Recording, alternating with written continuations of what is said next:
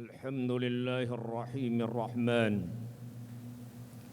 الكريم المنان الذي خلق الإنسان ثم علمه البيان وهو الذي أنزل القرآن هدى للناس وبينات من الهدى والفرقان أشهد أن لا إله إلا الله وحده لا شريك له وأشهد أن محمدًا عبده ورسوله الذي لا نبي بعده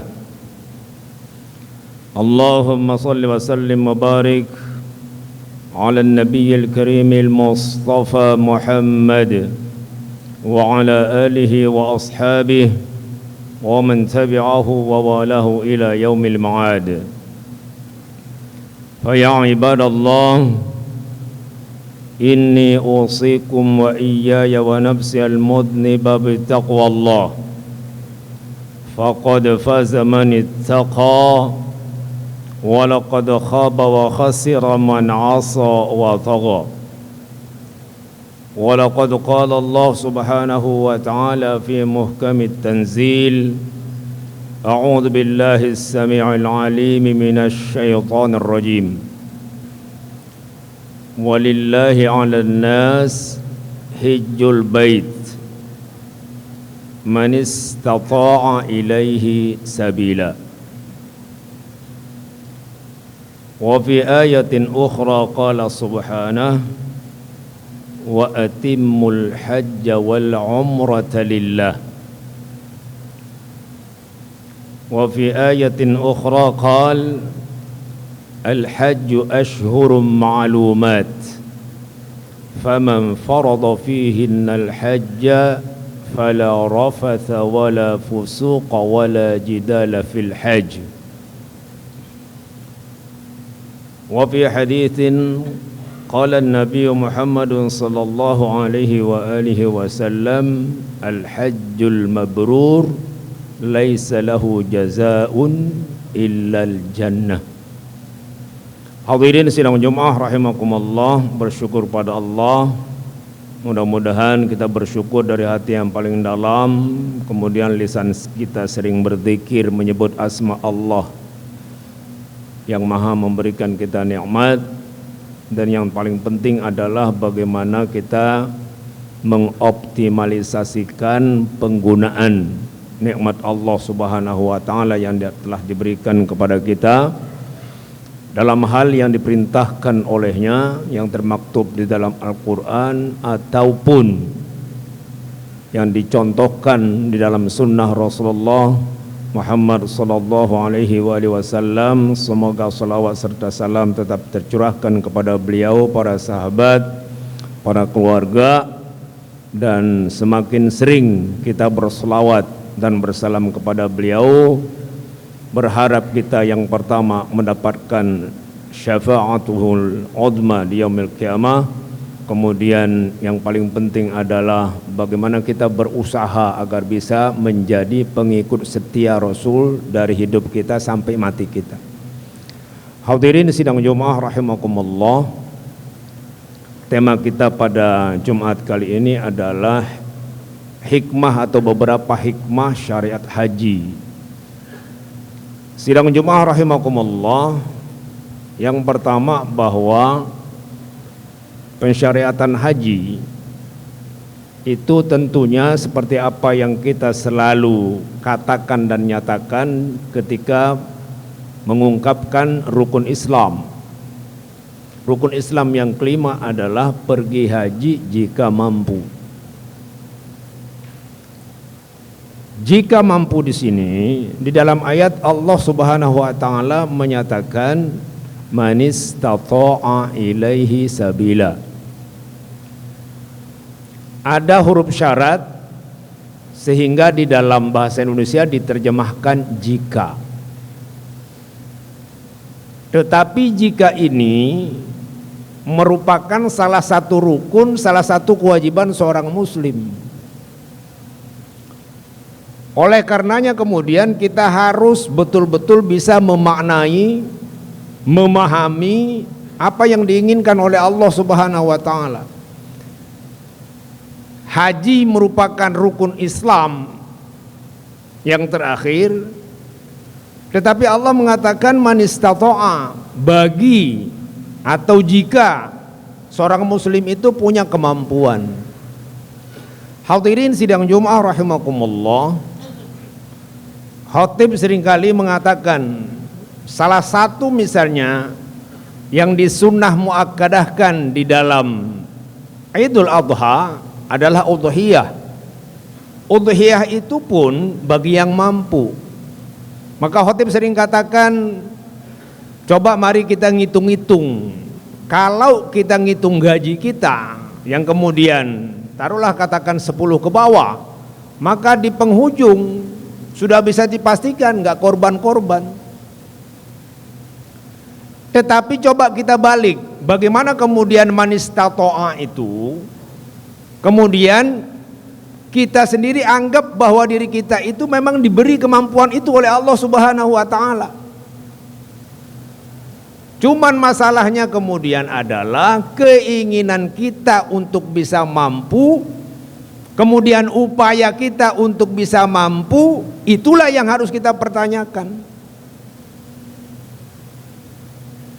Khatib sering mengatakan kurban, taruhlah 3.500.000 atau 4 juta 1 tahun. Kalau sehari kita taruh di kencelengan 2.000 saja, maka insya Allah setiap 2 tahun kita akan bisa berkorban. Nggak usah gede-gede. Kita makan biasa 25.000, kita coba makan yang 23.000 saja. Tapi kita anggap bahwa yang 2.000 itu duit yang tidak ada. Anggapan saja. Dan kita niatkan kemudian untuk 1 tahun ke depan atau 2 tahun ke depan bisa kita kemudian berkorban. Hadirin sidang Jumat rahimakumullah, begitu juga yang terjadi dengan kewajiban kita untuk berhaji. Permasalahannya adalah niat kita, azam kita, kesungguhan kita agar kemudian kita bisa menjadi orang yang mampu untuk pergi berhaji itu. Kalau ini kemampuan dilihat dari sisi harta. Karena Al-Imam Ibnu Taimiyah mengatakan bahwa wanhar yang kemudian dikaitkan dengan syariat haji itu merupakan ibadah maliyah, ibadah kehartaan yang paling utama. Karena ketika kita berhaji, maka kemudian yang pertama adalah harta, kemudian yang kedua adalah tenaga. Mungkin banyak di antara kita yang kemudian sudah punya kemampuan dari sisi harta, tetapi kemudian belum punya kemampuan dari sisi fisik atau tenaga. Padahal urutan manasik haji itu sangat-sangat memerlukan kekuatan atau tenaga kita yang prima agar kemudian kita bisa menjalankan ibadah haji itu dengan paripurna. Ini yang pertama, hadirin sidang Jumat rahimakumullah. Jadi hikmah yang pertama adalah bahwa bagaimana kemudian seorang muslim itu harus bisa berusaha sekuat tenaga untuk menjadi orang yang termasuk mampu itu. Masalah hasil terserah Allah Subhanahu wa taala, kita sandarkan kepada Allah, tawakal kepada Allah, yang kemudian kita nyatakan bahwa itu adalah takdir dari Allah atau yang sering kita dengar adalah panggilan dari Allah Subhanahu wa taala. Itu yang pertama. Hadirin sidang Jumat rahimakumullah, yang kedua bahwa silaturahim yang bersifat internasional untuk kaum muslimin itu hanya ada di bulan haji, hanya ada di dalam musim haji, terutama di Arafah, yang kemudian siapapun mau bisa berjalan, mau bisa berlari, mau tidak bisa berjalan, harus kemudian semuanya ngumpul di Arafah. Kenapa? Karena itu adalah pertemuan internasional kaum muslimin yang kemudian disyariatkan oleh Allah Subhanahu wa taala. Apa manfaatnya kemudian silaturahim yang segitu rupa?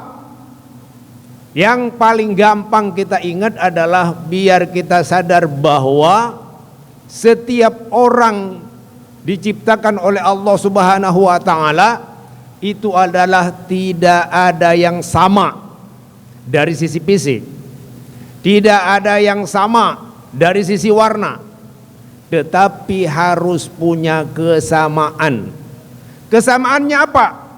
Datang ke Arafah hanya dengan satu tujuan. Tujuannya adalah al-inqiyad li syariatillah subhanahu wa ta'ala, hanya mendatangi, hanya menjawab, hanya menjunjung tinggi titah Allah subhanahu wa ta'ala. Tidak ada lagi perbedaan warna, tidak ada lagi perbedaan kulit, tidak ada lagi perbedaan ras, tidak ada lagi perbedaan-perbedaan yang sifatnya duniawi.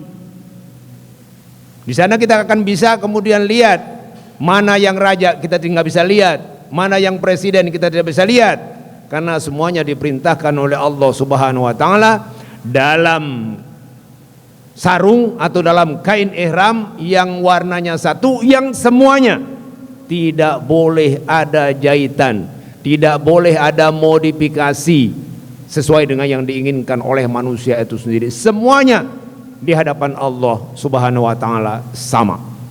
Hadirin sidang Jumat rahimakumullah, kalau sudah ada kesamaan dan persamaan seperti itu, maka kemudian at-ta'awun sudah pasti kemudian berjalan. Tolong menolong satu sama yang lain, kita kenal maupun tidak dikenal, sudah pasti akan bisa terjadi secara spontanitas pada saat itu.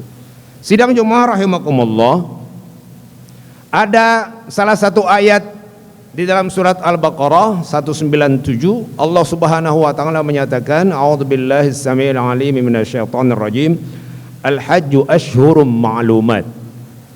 Haji itu adalah bulan-bulan yang sudah ditentukan. Sidang Jumat rahimakumullah, padahal kita tahu dalam hadis Rasulullah SAW menyatakan al-hajju Arafah, inti haji itu adalah pada saat di Arafah itu. Tetapi dalam ayat Allah Subhanahu wa taala menyebut asyhurum ma'lumat, beberapa bulan yang kemudian sudah ditentukan. Sidang Jumat rahimakumullah, pelaksanaan manasik haji memang cuma sebentar. Tetapi persiapannya tidak bisa sebentar.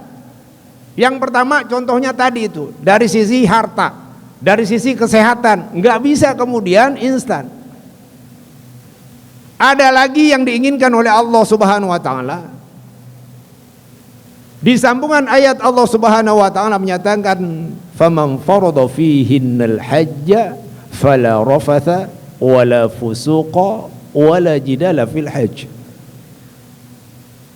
Kalau kemudian yang sudah punya azam untuk berhaji pada bulan-bulan itu, fala rafatha, tidak boleh berbuat rafath. Berbuat rafath yang paling gampang itu di kita, ngebully orang. Itu paling gampang di masyarakat kita. Ngebully orang, berkata kotor, berkata yang tidak senonoh, atau minimalnya berkata yang lagu.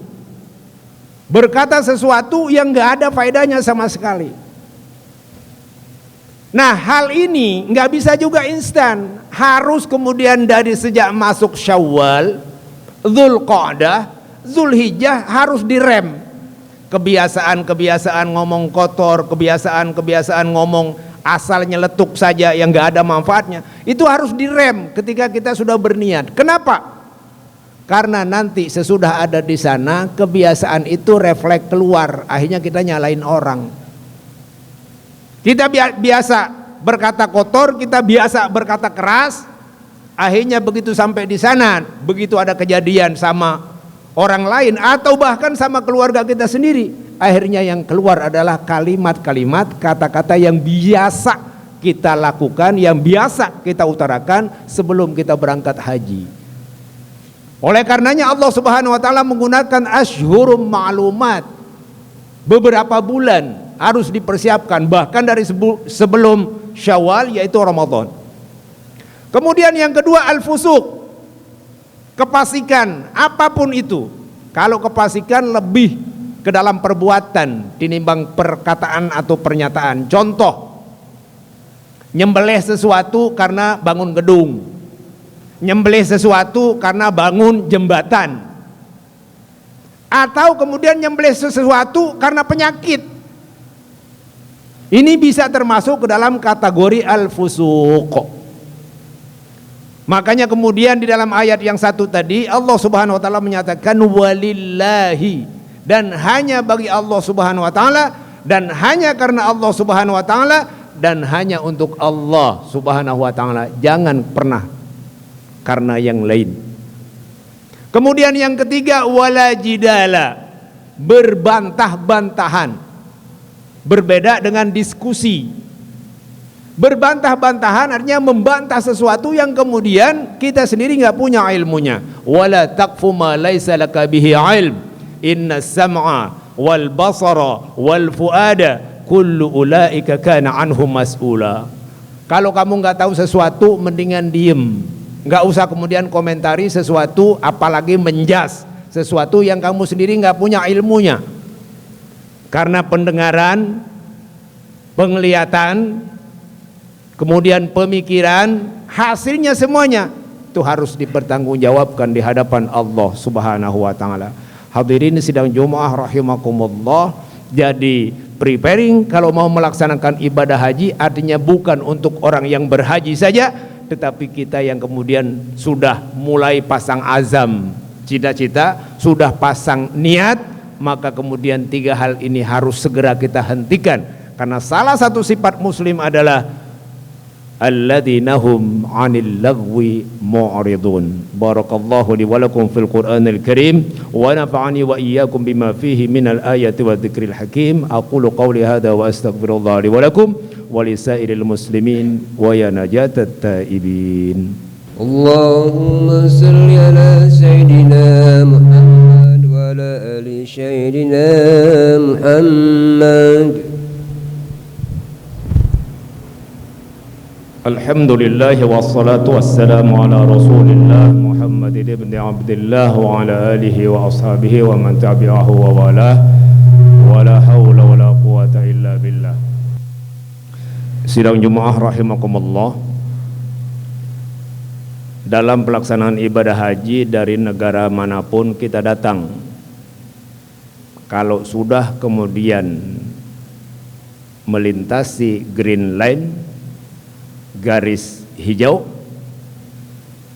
dari semua tempat, maka hanya ada satu kalimat, labbaik Allahumma hajjan atau labbaik Allahumma umratan.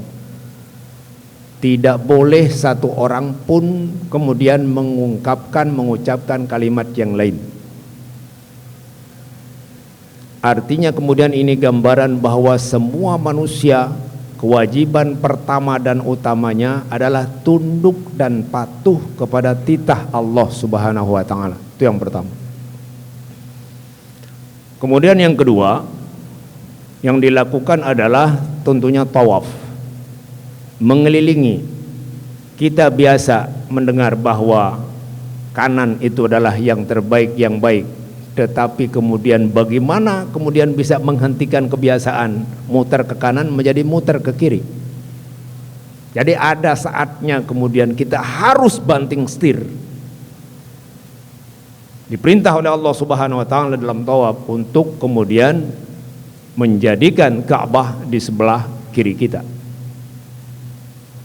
Yang ketiga, ada saatnya kita harus mulai, dan mulai itu harus sadar, bahkan diperintahkan untuk mengangkat tangan. Tidak boleh kemudian asal jalan saja.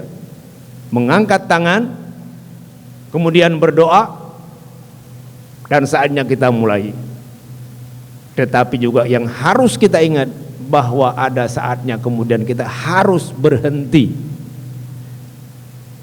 Jadi berjalan tidak hanya berjalan, yang harus kita pikirkan adalah ini saatnya sudah berapa kali, sudah berapa putaran, dan kapan saatnya saya harus berhenti. Hadirin sidang Jumaah rahimakumullah, kalau di umur kita yang kemudian 50 ke atas, 60 ke atas seperti saya, maka yang harus kita pikirkan kemudian adalah bagaimana kita bisa berhenti dengan elegan.